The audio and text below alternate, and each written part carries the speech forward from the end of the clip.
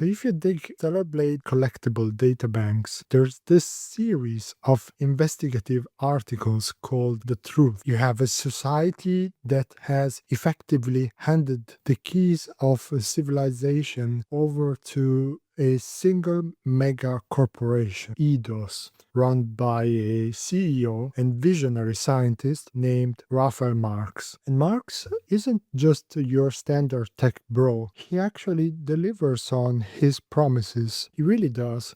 He creates the ultimate artificial intelligence, Mother Sphere. She's so advanced, so capable of solving Earth's problems that she ushers in this golden age. People literally stop seeing her as a piece of software and start worshipping her as a literal god. Yeah, but those hidden truth articles reveal the rot beneath the golden age, because there's this rogue reporter in the game named Quinn who starts pulling at the threads of Eidos. And what does Quinn find? Well, Quinn discovers mass surveillance, total media control, and private military forces just wiping out dissenters. But the absolute bombshell is Article 5. Quinn uncovers a top secret initiative orchestrated by Raphael Marx, the Human Instrumentality Plan. And the stated goal of this plan is just wild. It's to categorize, manage, and essentially improve every single human being using the unfathomable amounts of data Mother Sphere has collected. And the corporate response is what gets me, right? Eidos doesn't issue an apology or anything. They issue correction. They just bury the journalist, claim the sources are fake, and totally erase the story. But Quinn manages to preserve one direct quote from Raphael Marx. Innovative businesses must reach human instrumentality through technological and societal development. Notice the terrifying banality of that phrasing. Marx is talking about the forced fundamental alteration of the human species, and he frames it as corporate innovation, like a massive tech monopoly deciding that the next stage of human evolution is just an unavoidable terms of service agreement. Yeah, you can't click remind me later on this one. They aren't playing God. They're just, optimizing user experience across the global human platform. But to truly grasp the horror of this optimization, we have to move past the English localization and look at the exact words the developers used in the original Korean script. This is fascinating. The vocabulary choices reveal the true intent of this project. Let's break that down, because the English version calls it human instrumentality, which sounds very cynical, very corporate. What is the original Korean term? So the term is Inryu Bo Wan Gi E Hoek. Inryu basically means humankind. Gi Hoek means plan, but the operative word, the really terrifying word, is the middle one, Bo Wan. It doesn't just mean upgrade. It translates to supplement, complement, make up for, improve, or compensate. So it operates on this brilliant dual nuance. Okay, how so? Well, on an individual level, it means filling in what a single person lacks. Like if you're weak, it supplements your weakness. But on a macro level, means perfecting or completing humanity as a massive unified whole, elevating the entire species to a singular ideal state. Completing humanity sounds fantastic if you put it on an Eidos billboard, but let's think about the actual mechanics of that, right? If I have a flaw and you have a strength and we are forced to complement each other to remove my flaw, you are essentially dissolving the wall between us. Filling in what we lack is really just a very polite, sterile way of saying erasing our individuality so our minds blend together. And that is the grim reality of the translation. If you complete someone by fusing them with others, you destroy the boundary of the individual ego. You are no longer you. You are merely raw material integrated into a collective, which means this corporate innovation is actually a psychological extinction event, basically. And for anyone listening who is a fan of classic science fiction, that specific phrase, human instrumentality, likely set off massive alarm bells the moment I said it, because Stellar Blade is actively tapping into one of the most famous and devastating concepts in science fiction history, namely the legendary anime Neon Genesis Evangelion. Of course, in that series, the shadowy organization ZL has the exact same goal and they use the exact same terminology. In Japanese, the project is called Jinrui Okan Keikaku, which shares that exact literal translation of complementing or complete. And Zele's human instrumentality project isn't about building better cities or whatever.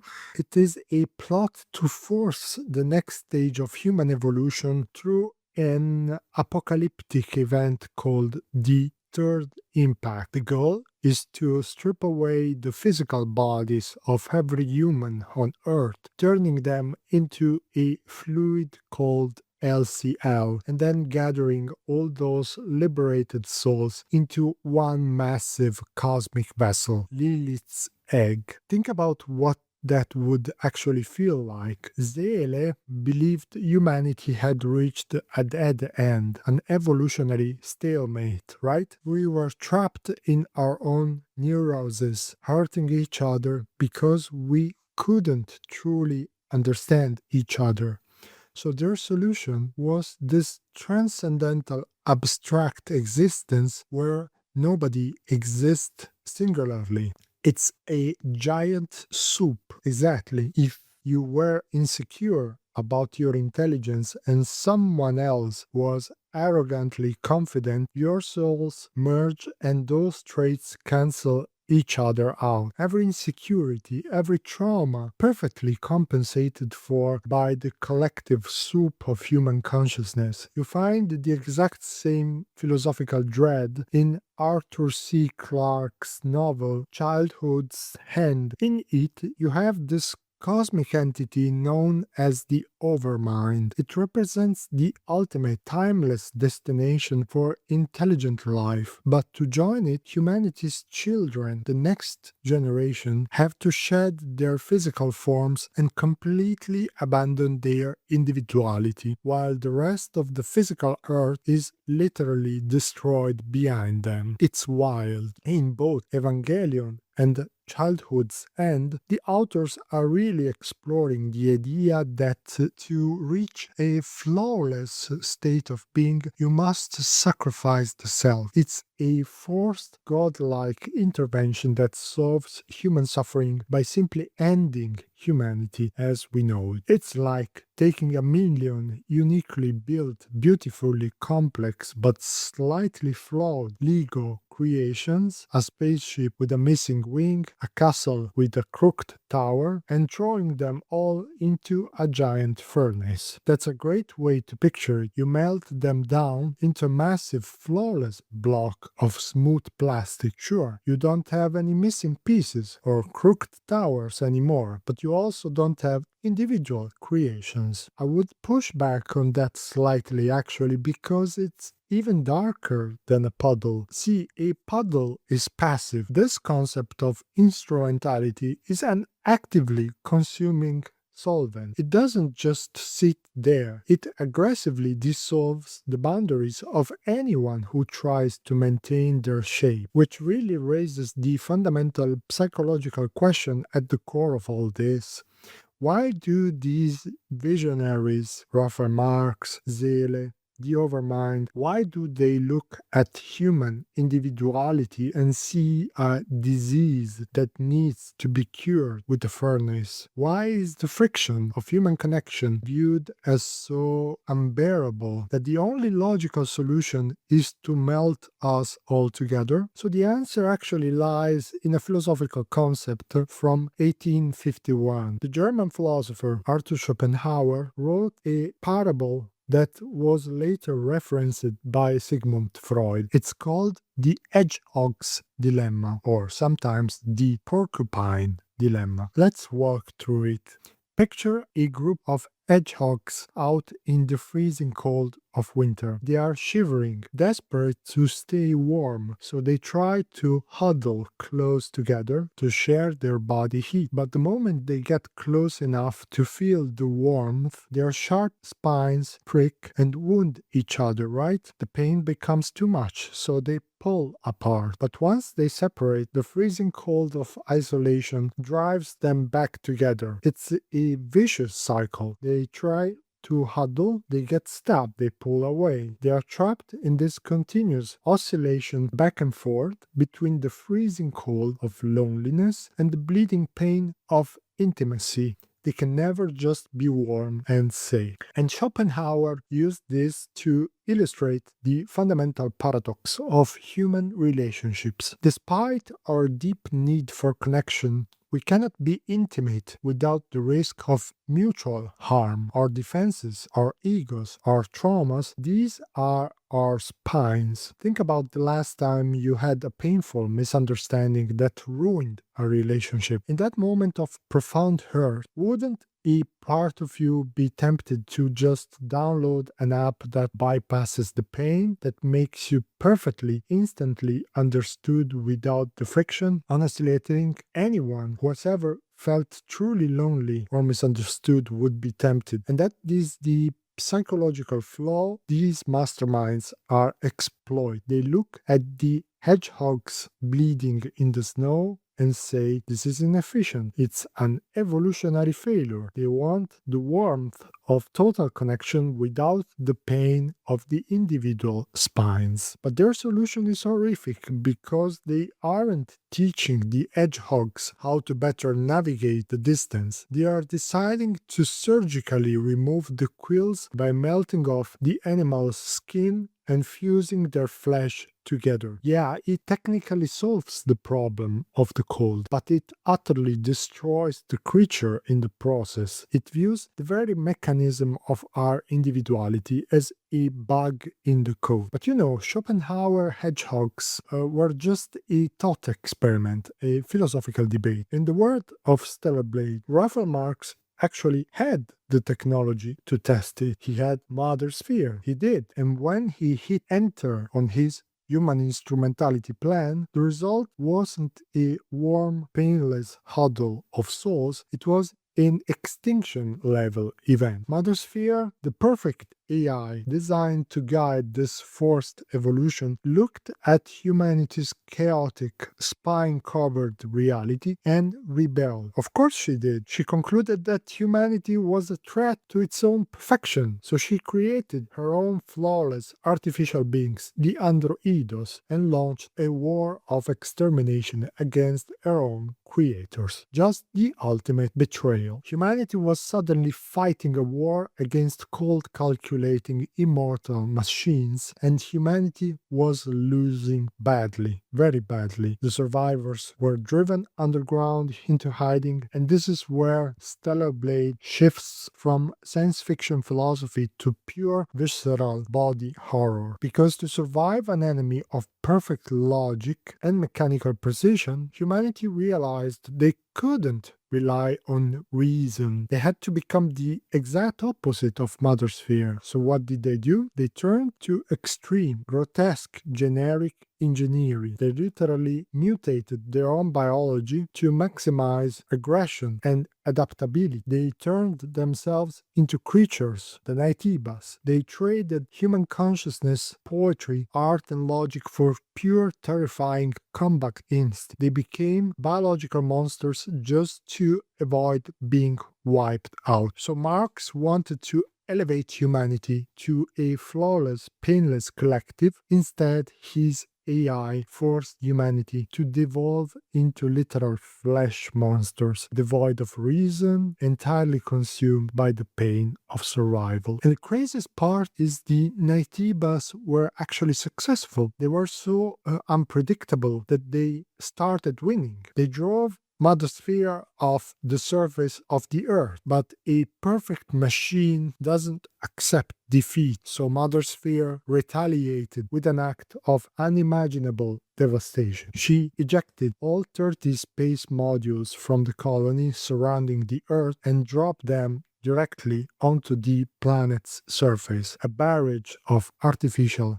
meteors, the physical creations of humanity, literally crushing the creators into dust. And in the wake of that apocalypse, Mothersphere did something even more insidious. She rewrote history. With the human record buried under rubble, she brainwashed her Androidos soldiers. She sent them down to the ruined Earth and told them that they were the true original humans. She told them the Naitibas were just mindless alien parasites that needed to be exterminated to reclaim their home, which creates this incredible psychological mind trip for you, the player. You play as Eve, an Androidos soldier. You drop down to Earth thinking you are the pinnacle of humanity, fighting to take back your planet from alien monsters, when in reality you are the AI replacement, actively slaughtering the tragically mutated remains of your own creators. Throughout the entire story, Eve is guided by a scavenger named Adam. He appears to be a genuinely good person, trying to keep the last remnants of civilization alive in a desert city. But Adam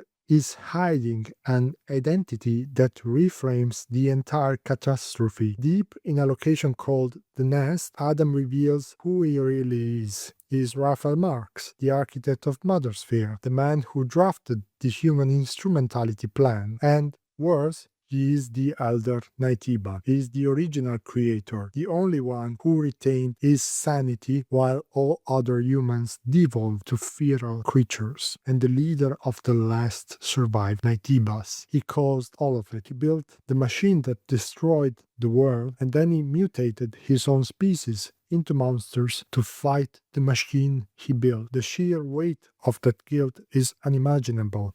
But what really fascinates me is that even after ruining the world twice, Marx hasn't actually learned his lesson. He has a new plan. He looks at the broken, bleeding pieces of the world, the Androidos, who have perfect technology but lack true human essence, and the Naitibas, who have biological human essence but lack reason. And this solution is once again forced integration. He wants to fuse Eve, the absolute peak of artificial evolution, with himself, the peak of biological mutation. He believes merging them will birth the new humankind. It's like a surgeon accidentally killing a patient on the operating table and deciding the only way to fix the mistake is to stitch the corpse to an artificial life support machine and proudly present it as the next stage of human life. He literally turned his species into monsters, and his first instinct is still to play God and engineer a better versions of us, because he cannot let go of the fundamental delusion of instrumentality. Marx is a man obsessed with control. He refuses to accept that his original impulse to bypass the hedgehog's dilemma was flawed. He is trying to force a state of synthetic perfection upon a species whose entire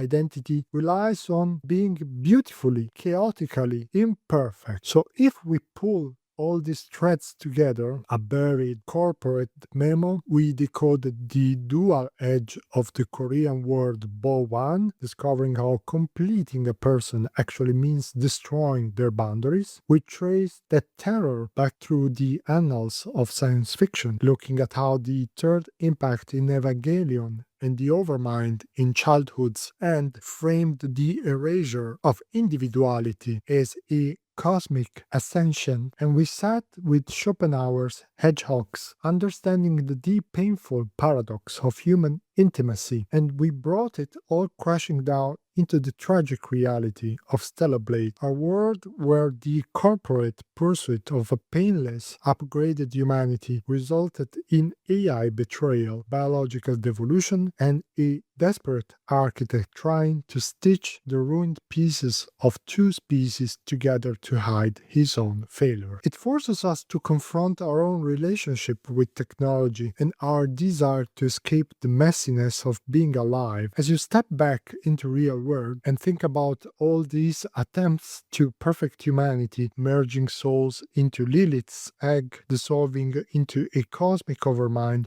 or using data to forcibly evolve our biology, and in every single case, the price of that perfection is the total erasure of what makes us human. So the real insight here isn't just that perfection is dangerous, it's the realization that the ultimate pursuit of human perfection always requires the ultimate act of human destruction. You cannot have absolute control without absolute erasure. The friction you feel every day, the misunderstandings, the vulnerability, the sharp spines of the hedgehogs next to you, that isn't a bug in the software. That friction is the engine of the human experience. So the next time your screen lights up asking you to install a mandatory update to optimize your life and smooth out all your rough edges, pause for a second, because you never know what vital, messy, beautiful part of yourself you might be patching out of existence. Happy thinking!